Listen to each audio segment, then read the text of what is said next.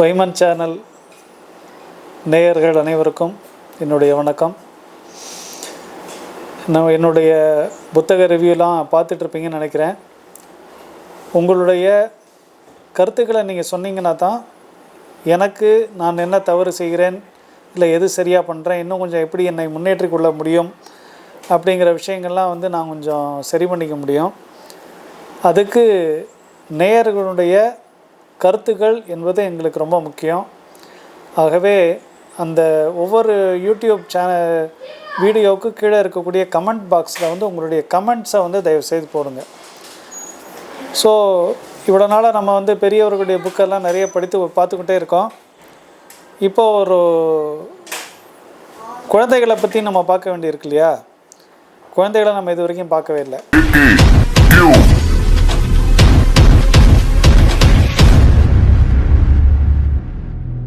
இப்போ நம்ம உட்காந்துருக்கிறதே குழந்தைகளோட கடையில் தான் உட்காந்துருக்கோம். அரும்பு கடையில் உட்காந்துருக்கோம்.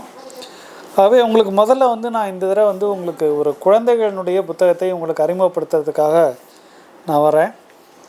இப்போ நான் உங்களுக்கு அறிமுகப்படுத்த போகிற புக்கு மலைப்பூ அப்படிங்கிற சிறுவர்களுடைய நாவல். சிறுவர்களுக்கே நாவலான சிறுவர்களுக்கு நாவல் எழுதியிருக்காங்க. அது ஒரு நாவல். அந்த நாவல் எழுதினவர் விழியன்.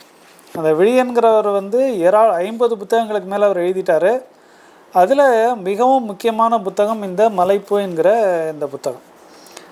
இந்த மலைப்பூனுடைய என்ன அப்படின்னு பார்த்தீங்கன்னா, மலை அந்த தலைப்பை ஒட்டியே கதை வருதுன்னு வச்சுக்கோங்களேன். ஒரு மலையில் இருக்கக்கூடிய ஒரு சிறுமி ஒரு பேன் இந்தியாவில் நடக்கக்கூடிய ஒரு மாநாட்டுக்கு சென்று அங்கே பிரதமரிடம் கேள்வி கேட்டால் எப்படி இருக்கும்? நீங்கள் அவருடைய நிலைமை நீங்கள் யோசிச்சு பாருங்கள். ஒரு விழியனை பற்றி முதல்ல சொன்னேன். விழியன் ஒரு அறிவியல் எழுத்தாளர், அறிவியல் இயக்க செயல்பாட்டாளர். அவரும் அவருடைய வீட்டில் அவங்க ஒய்ஃபை வித்யாக்கா அவங்க கதை சொல்லி. ஸோ அவர்களுடைய ஃபேமிலியே பார்த்திங்கன்னு சொன்னாக்கா அறிவியல் இயக்க செயல்பாட்டாளர்களாக இருக்காங்க. பல பள்ளிகளுக்கு சென்று அவர்கள் குழந்தைகளோடு பேசுகிறது. அவருக்கு ரொம்ப பிடிச்சது கணிதம். எப்போவுமே பகாயனை பற்றியே பேசிகிட்டு இருப்பார். அவருடைய ஃபேஸ்புக்கில் பார்த்திங்கன்னா எல்லாம் பகாயனாக பேசிகிட்டு இருப்பார். அவருடைய சிறுவர் நாவல் இந்த மலைப்பூ என்கிற நாவல். இந்த மலைப்பூவனுடைய சிறுமி அந்த கதாநாயகி பார்த்திங்கன்னு சொன்னால் ஒரு மலை கிராமத்தில் இருக்கக்கூடிய ஒரு சிறு பெண். இந்த மலை கிராமத்தை பற்றி நமக்கெல்லாம் தெரியும் இல்லையா? மலை கிராமங்களில் பார்த்திங்கனாக்கா ரொம்ப ரேராக தான் அங்கே ஸ்கூல்லாம் இருக்கும். அங்கே இருந்தால் கூட ரொம்ப சின்ன ஸ்கூல்ஸ் தான் இருக்கும். ஹையர் லெவலுக்கு ஹைஸ்கூலுக்கு போகணும் அப்படின்னு சொன்னோன்னா நம்ம கீழே இருக்கக்கூடிய ஒரு நகரத்துக்கு வந்தோம்னா தான் அந்த ஹைஸ்கூலுக்கு அவங்க போக முடியும். அப்போ அவங்க எப்படி கிளம்புவாங்க? அவங்க வீட்டிலேருந்து முதல்ல அங்கேருந்து கிளம்பி காட்டு பக்கத்துலேருந்து கிளம்பி அங்கே இருக்கக்கூடிய ரோட்டுக்கு அங்கேருந்து பஸ்ஸை பிடிச்சி கீழேருந்து திரும்பவும் பஸ்ஸை பிடிச்சி அவங்க ஸ்கூலுக்கு போகணுங்கிற அளவுக்கு தான் அவங்க ரொம்ப கடினமான கஷ்டப்பட்டு தான் அவங்கெல்லாம் ஸ்கூலில் படிக்கிறாங்க. நம்ம ஊரில் நம்ம நகரங்களில் இருக்கிற மாதிரி டக்குன்னு ஒரு ஆட்டோவில் ஏறினோமா பஸ்ஸில் ஏறினோமா ஸ்கூலுக்கு போனோமா அப்படிங்கிறதுலாம் இதில் இருக்கக்கூடிய மலையில் இருக்கக்கூடிய குழந்தைகளுக்கு கிடையாது.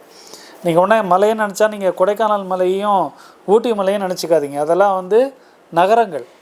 கொடைக்கானல் ஊட்டிலாம் நகரங்கள். ஆனால் அதை தாண்டி இருக்கக்கூடிய கிராமங்கள் நிறைய இருக்குது. அந்த கிராமங்களில் இருக்கக்கூடிய அந்த குழந்தைகளுடைய படிப்பு அப்படிங்கிறத நீங்கள் யோசித்து பார்த்தீங்கன்னா உங்களுக்கு அது எவ்வளோ கஷ்டமான ஒரு விஷயம் அப்படிங்கிறது புரியும். ஸோ அப்படிப்பட்ட ஒரு பெண் என்ன பண்ணுறா? அவள் ஸ்கூலுக்கு வர்றதுக்காக இவ்வளோ தூரம் கஷ்டப்பட்டு கீழே இறங்கி அங்கே ஒரு ஃப்ரெண்டு அவளை கூட்டிகிட்டு போய் ஸ்கூலுக்கு போய் இந்த மாதிரியாக தொடர்ந்து அவங்க போகிறாங்க. இப்போ சாயங்காலம் சீக்கிரமாக அவங்க வீட்டுக்கு வந்துடணும். அவங்க அங்கே லேட்டாக தங்க முடியாது. பஸ்ஸு லேட்டாச்சுனாக்கா பஸ்ஸு வராது மேலே. அப்படிலாம் இருக்கக்கூடிய ஒரு கடினமான சூழ்நிலையில் தான் அவங்கெல்லாம் படிக்கிறாங்க. அந்த மாதிரி இருக்கவங்க ஒரு ஸ்டேஜுக்கு மேலே பார்த்திங்கன்னா இங்கே உண்டு உறைவிட பள்ளியில் தான் இங்கே தங்குவாங்க. ஹாஸ்டலில் தங்கி படிப்பாங்க. ஸோ ஆரம்ப காலத்தில் அவங்க பக்கத்தில் இருந்தால் கூட பின்னாடி ஹாஸ்டலில் படிக்கக்கூடிய நிலைமை தான் அவங்களுக்கு இருக்குது. ஸோ அப்படிப்பட்ட ஒரு பெண் சிறுமி ஒரு 7ஆம் கிளாஸ் 8ஆம் கிளாஸ் படிக்கக்கூடிய ஒரு சிறுமி. அவள் கஷ்டப்பட்டு அவள் ஸ்கூலுக்கு வர்றா. அந்த ஸ்கூலில் இருக்கக்கூடிய ஒரு டீச்சர் அவங்க என்ன பண்ணுறாங்க அப்படின்னு சொன்னால் தமிழ்நாடு அறிவியல் இயக்கத்தை இந்த குழந்தைகளுக்கு அறிமுகப்படுத்துகிறாங்க. இந்த அறிவியல் இயக்கம் என்ன பண்ணுது, அறிவியல் ரீதியாக ஒவ்வொன்றையும் கேள்வி கேட்க கற்றுக் கொடுப்பது என்பது அறிவியல் இயக்கத்தினுடைய பணி. உங்களுக்கு வந்து ஏராளமான விஷயங்களை வந்து குழந்தைகளுக்கு சொல்லித்தராங்க. துளிர் இல்லம் என்று சொல்லி எல்லா இடத்துலையும் அவங்க ஓப்பன் பண்ணி அங்கே குழந்தைகளுக்கு வந்து நிறைய விஷயங்களை சயின்ஸை வந்து நிறைய கற்றுக் கொடுக்குறாங்க. அந்த தமிழ்நாடு அறிவியலுக்கு என்ன பண்ணுது அப்படின்னு சொன்னால், ஒவ்வொரு வருடமும் ஒவ்வொரு ஊர்லேயும் ஒரு ப்ராஜெக்ட், அவங்க வந்து ஒரு ப்ராஜெக்ட்னு சொல்லி அவங்க திட்டம் ரெடி பண்ணியிருப்பாங்க. அதாவது என்விரான்மெண்ட் சம்மந்தப்பட்ட, பெரும்பாலும் பார்த்திங்கன்னா என்விரான்மெண்ட் சம்மந்தப்பட்டதாக இருக்கும். அதில் இருக்கக்கூடிய பல தலைப்புகளை அவங்க கொடுப்பாங்க. அந்த தலைப்புகளில் ஒவ்வொரு குரூப்பாக ஒரு 5 பேர் கொண்ட ஒரு குழு, 5 சிறுவர்கள் சிறுமிகள் கொண்ட ஒரு குழுவாக இணைந்து அவங்களுக்கு வழிகாட்டுவதற்கு ஒரு ஸ்கூல் டீச்சர் இருப்பாங்க. ஸ்கூல் டீச்சரோ இல்லை வாலண்டியரோ யாரோ ஒருத்தர் இருப்பாங்க. அவர்களுடைய வழிகாட்டுதலோடு இவங்க அதை பற்றி ஆராய்ச்சி பண்ணி அவங்க என்ன பண்ணுவாங்க, அதை வந்து ஒவ்வொருத்தரும் ப்ராஜெக்ட் ப்ரிப்பேர் பண்ணுவாங்க. இந்த ப்ராஜெக்ட் எல்லாத்தையும் ஒவ்வொரு டிஸ்ட்ரிக்டில் இருக்கக்கூடிய இடங்களில் வந்து முதல்ல வந்து ஒரு இடத்துல வந்து அந்த ப்ராஜெக்டை வந்து அவங்க சப்மிட் பண்ணுவாங்க. அதில் தேர்ந்தெடுக்கப்படக்கூடிய ப்ராஜெக்ட்ஸ் வந்து பிறகு மாநில அளவில் வரும். ஸோ மாநிலத்தில் போட்டியில் எந்த ப்ராஜெக்ட் தேர்ந்தெடுக்கப்படுகிறதோ அது வந்து அகில இந்திய அளவில் போட்டிக்கு வந்து போகும். இதுதான் வந்து உங்களுக்கு அந்த அறிவியல் இயக்கம். அதில் வந்து தேசிய லெவலில் வரவங்களுக்கு வந்து சில்ட்ரன் சயின்டிஸ்ட் அப்படிங்கிற இது கிடைக்கும், அவங்களுக்கு சர்டிஃபிகேட் கிடைக்கும். ஸோ இப்படிப்பட்ட ஒரு அருமையான ஒரு இதுதான் வந்து அறிவியல் இயக்கத்தில் நடக்கக்கூடிய அந்த சில்ட்ரன் சயின்ஸ் காங்கிரஸ் என்று சொல்லக்கூடிய ஒரு இடம். ஸோ இந்த டீச்சர் என்ன பண்ணுறாங்க, அந்த குழந்தைகளை ஒரு சின்ன செட் ஆஃப் பீப்புளை வந்து அவங்க தயார் பண்ணுறாங்க. அவர்கள் எதை பற்றி செய்யலாம் அப்படின்னு சொல்லி அவங்க யோசித்து வரும்போது, பனைமரம், ஏன்னா அவங்க ஊரில் பார்த்திங்கன்னா ஏகப்பட்ட பனைமரம் இருக்குது. பனை மரத்தினால என்ன பாசிட்டிவான விஷயங்கள் நடக்குது, பனைமரம்ங்கிறது எவ்வளோ முக்கியமானது, பனை மரத்தில் இருக்கக்கூடிய என்னென்ன எக்ஸ்ட்ராவாக அவங்களுக்கெல்லாம் கிடைக்கிது, இந்த மாதிரி பல விஷயங்கள் வந்து பனை மரத்தில் பாசிட்டிவாக இருக்குது. ஸோ அந்த டீச்சர் என்ன பண்ணுறாங்க, அந்த குழந்தைகளை வைத்துக்கொண்டு பனை மரத்தை பற்றி ஒரு ப்ராஜெக்ட் தயார் பண்ணி அந்த ப்ராஜெக்டை வந்து அவங்க டிஸ்ட்ரிக்டில் அவங்க கொடுக்குறாங்க. அந்த டிஸ்ட்ரிக்டில் பார்த்திங்கன்னா இந்த பனைமர ப்ராஜெக்ட் வந்து செலக்ட் ஆகிடுது. அப்போது அடுத்து என்ன பண்ணணும், அவங்க வந்து மலை கிராமம், நான் சொல்கிறேன் ஏற்கனவே மலை கிராமத்துலேருந்து வந்தவங்க, அவங்களுக்கு வந்து ரொம்ப ஊரை பற்றிலாம் தெரியாது. ஆனால் நேரடியாக முதல்ல என்ன பண்ணுறாங்க, தேசிய மாநில அளவிலான இதுக்கு வந்து அவங்க மெட்ராஸ்க்கு வராங்க. அவங்களுக்கு அந்த இவ்வளோ தூரம் பஸ்ஸில் வர்றதுங்கிறதே அவங்களுக்கு பெரிய விஷயம். ஆனால் அதையும் தாண்டி அவங்க வந்து கஷ்டப்பட்டு அவங்க வர்றாங்க. அப்போது மாநில அளவுலேயும் அவங்க வந்து பனை மரத்தை பற்றி அவங்க பேசி முடித்த பிறகு பார்த்தாக்க அதுலேயும் வந்து அவர்கள் வந்து தேர்ந்தெடுக்கப்பட்டு விடுகிறார்கள். இந்த பெண் வந்து ரொம்ப கஷ்டப்படக்கூடிய ஒரு ஃபேமிலி.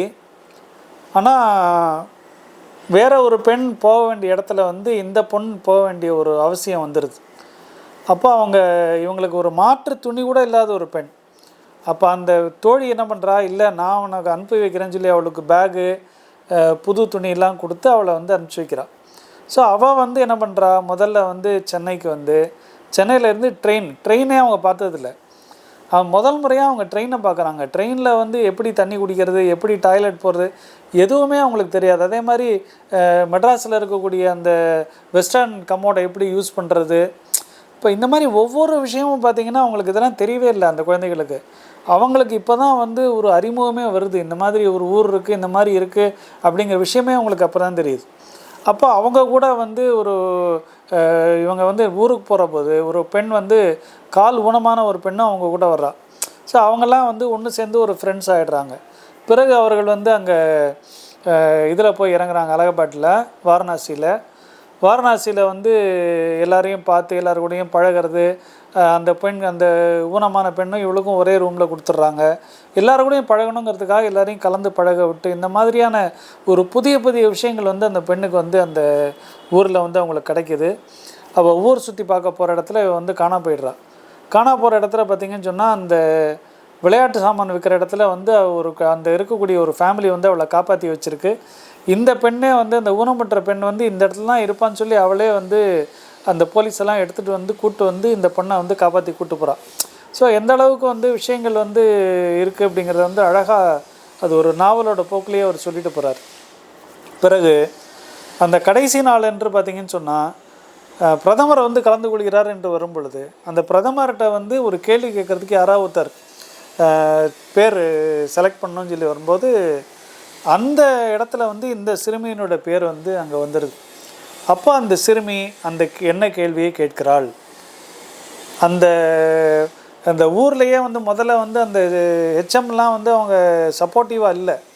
ஹெச்எம் சொல்கிறாங்க இது இல்லை இந்த வருஷம் இல்லைன்னா அடுத்த வருஷம் போய்க்கலாங்கிற மாதிரி தான் பேசுகிறாங்க. ஆனால் இந்த சிறுமி அந்த இடத்துல பிரதமர் முன்னால் கேட்ட கேள்வி என்பது இந்த இந்தியாவையே கலக்கிச்சு, எல்லா பேப்பர்லேயும் அதுதான் முதல் இதாக வந்தது அப்படிங்கிற அளவுக்கு அந்த கேள்வி வந்து முக்கியமான கேள்வியாக வந்து நிற்கும். அந்த பொண்ணு கேட்கக்கூடிய கேள்வி. அந்த பெண் திரும்பி வரும் பொழுது அந்த ஊரே கூடி நின்று அவளை வந்து வரவேற்கிற அளவுக்கு அந்த கேள்வி என்று முக்கியமான கேள்வி. ஏன் நான் அந்த கேள்வியை நான் உங்கள்கிட்ட சொல்லலை, நான் உங்கள்கிட்ட எல்லா கதையும் சொல்லிட்டேன்னா அப்புறம் நீங்கள் ஏங்க இந்த புத்தகத்தை வாங்கி படிக்க போகிறீங்க? புத்தகம் நல்ல புக்குன்னு நான் சொல்கிறேன்னா, நாவல் ரொம்ப முக்கியமான நாவல்னு சொல்கிறேன்னா கண்டிப்பாக நீங்கள் வாங்கி படிக்கணும். இது வந்து இங்கிலீஷ்லேயும் வந்துருச்சு. அந்த இங்கிலீஷ்லேயும் அந்த வாய்ப்பு எனக்கு கிடைச்சது. அதை இங்கிலீஷில் மொழியாக்கம் செய்யக்கூடிய வாய்ப்பு என்பது எனக்கு கிடைத்தது. ரொம்ப ஒரு அற்புதமான ஒரு புத்தகத்தை வந்து நம்ம இங்கே தமிழில் இது ஏராளமான ஆயிரக்கணக்கான காப்பீஸ் வந்து இந்த மலைப்பு என்கிற புத்தகம் விற்று விட்டது. இந்த புத்தகத்தை வெளியில் விட்டுருக்கிறது books for children Bharathi Puthakalayam. இதனுடைய ஆங்கில பதிப்பும் புக்ஸ் ஃபார் சில்ட்ரன் பாரதி புத்தகாலயத்தில் தான் வெளியே வந்திருக்கு. நீங்கள் வந்து ஒரு சின்ன நாவல் தான், சின்ன நாவல்னால் ஒரு 100 பக்கம் இருக்குது வச்சுக்கோங்களேன். ஆனால் அதை படிக்கும்போது நமக்கு ஏராளமான விஷயங்கள் நமக்கு தெரியும். குழந்தைகள் வந்து அறிவியல் இயக்கத்தை பற்றி தெரிஞ்சுக்கலாம். ஒரு மலையில் இருக்கக்கூடிய சிறுமிகள் எப்படி கஷ்டப்படுறாங்க, அவங்க எவ்வளோ தூரம் அவங்களுக்கு வந்து வசதிகள் இல்லாமல் இருக்குது, அது மாதிரி ஏராளமான விஷயங்கள் வந்து உங்களுக்கு இந்த புத்தகத்தில் வந்து உங்களுக்கு கிடைக்கும். உங்களுக்கு ஒரு புதிய உலகத்தை கண்டிப்பாக இந்த நாவல் வந்து திறந்து காட்டும். குழந்தைகளே, நீங்கள் இந்த புத்தகத்தை வாங்கி நாவலை படித்துவிட்டு உங்களுடைய கருத்தை நீங்கள் பதிய வேண்டும் என்று கேட்டுக்கொள்கிறேன். இந்த வாய்ப்புக்கு நன்றி. குழந்தைகளிடமிருந்து விரைவில் உங்களுடைய கருத்துக்களை எதிர்பார்க்கிறேன்.